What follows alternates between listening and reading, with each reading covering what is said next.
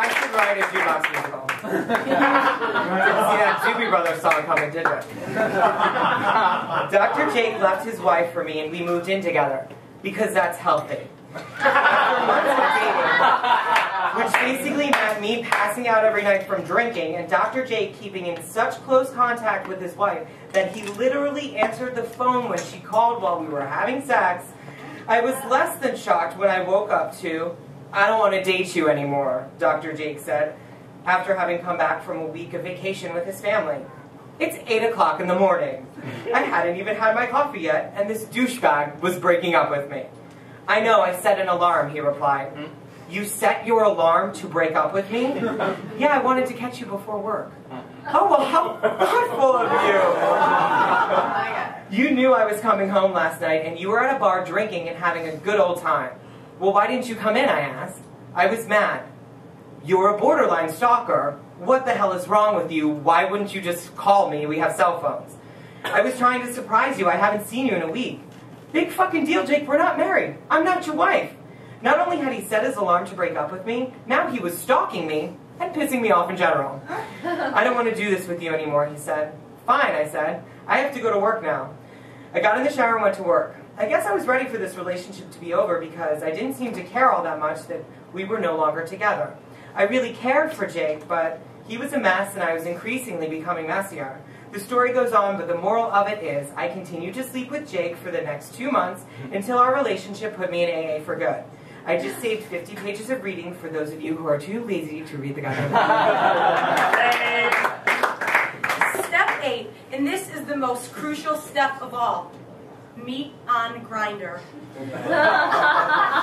Turn something that should have been meaningless sex into a 9-month torture chamber of love. If this new fucking loser is dating someone they've never met in person, but correspond on Facebook frequently, has a sketchy ex-boyfriend who lingers in the background, who also looks like a lesbian, and is potentially dating 2 to 12 other people as well, latch on for dear life.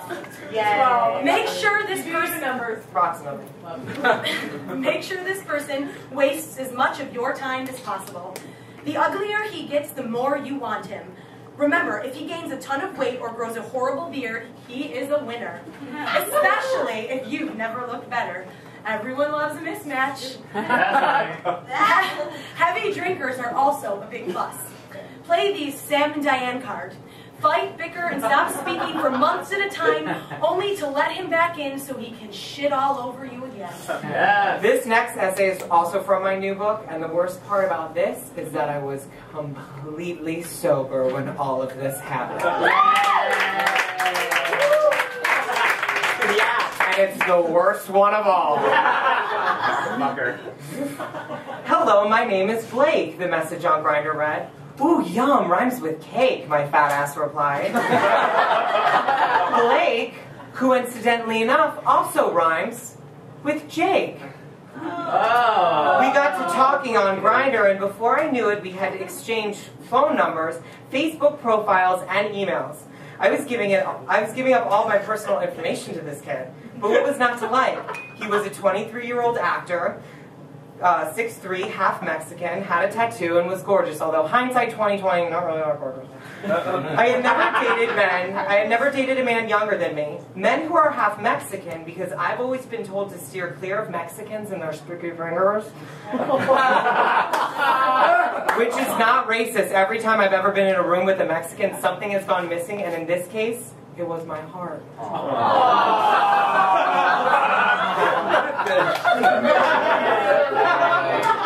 Actors, or anyone who has a tattoo, because you can't be buried in a Jewish cemetery with a tattoo, and I always like to think ahead. But considering nothing this particular summer seemed to be working out, I decided to give this kid a try. I invited Blake over for dinner the following night, and when I answered the door, it was as if someone had smacked me upside the head with a bag of bricks and was about to trade me into white slavery. I was floored. I felt an immediate attraction to Blake. This kid was special, but I didn't understand why. I was immediately enamored. This couldn't possibly be love at first sight. That doesn't happen in real life. That's best left to Hollywood and people who have the talent to convey such emotions on the silver screen. Like Sandra Bullock. We ate and got to know each other. As we continued chatting, Blake mentioned that we had mutual friends on Facebook, one of whom was an old friend of mine named Jerome, who used to perform in shows with my old roommate Sally and Aubrey. Yay, Sally! I love Jerome. He's such a little shit show. We had some great times together back in the day, I told Jake. How do you know him? Well, we don't actually know each other, Blake said. We had like 30 mutual friends, and finally someone told me to add him. We chat all the time, but we've never met in person. I'm sure when you do end up meeting him, you'll adore him. He's absolutely wonderful. So I've read your blog, Blake said. I've read your dating blog. Do you think that you'll ever write about me? No. Now, I have the same policy regarding writing about boys that Taylor Swift does. Don't do anything stupid, and I won't write about you.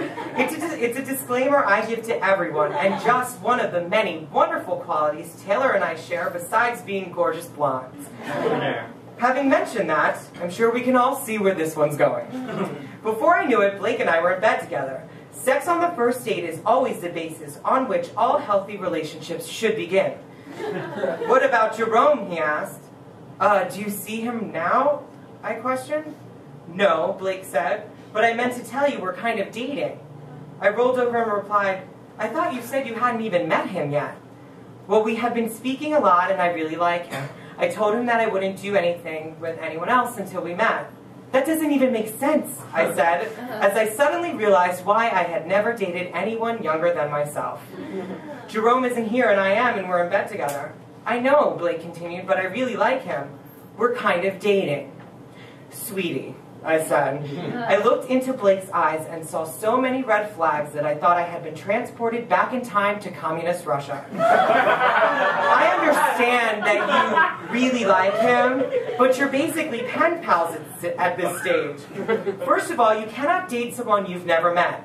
The word dating, an action verb, originates from the word date, which means to physically be in the same room as someone and share one or all of the following: a meal, a drink, or conversation. You two have done none of the above. Therefore, you're not dating. I didn't realize the word dating had to be explained to a 23-year-old. Moral of the story is Blake and I had sex all night and into the next morning. Sadly, while all this was going down, I knew it was a bad idea. I knew Blake was something else, but I just couldn't find the word to describe him.